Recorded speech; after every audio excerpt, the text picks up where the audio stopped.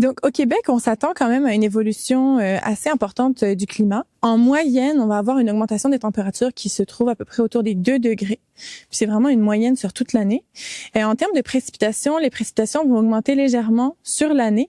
Mais quand on regarde en agriculture, malheureusement, elles augmentent pas durant l'été, alors que les températures augmentent. Donc, on voit beaucoup une évolution au niveau justement des sécheresses, déficit hydrique, également au niveau des précipitations. Les précipitations vont être en été majoritairement sous forme de pluie intense, d'orages localisés.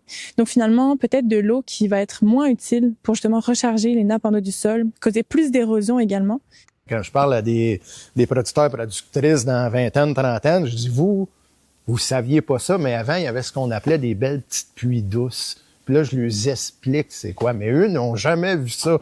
Ou je blague, mais à peu près pas. C'est des épisodes. On est en un épisode, on a un mois de pluie.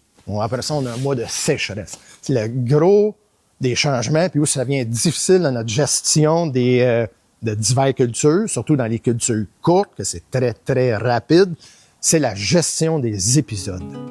Puis ça a implanté, quand t'as dit? Quelle date? Il y a eu les pluies, là, mais grosso modo, 20-23 juillet. En hiver, au Québec, on s'attend en fait à une augmentation des températures qui font que la proportion des précipitations qui vont tomber sous forme de pluie va être de plus en plus importante. De moins en moins de neige.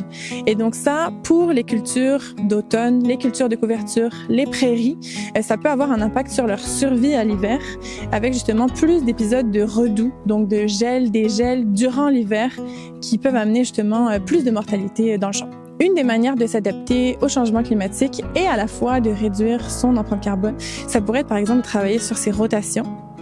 Donc finalement, essayer de sortir un petit peu du modèle plus conventionnel de maïs-soya, essayer déjà d'intégrer des cultures de couverture et éventuellement d'intégrer d'autres cultures commerciales.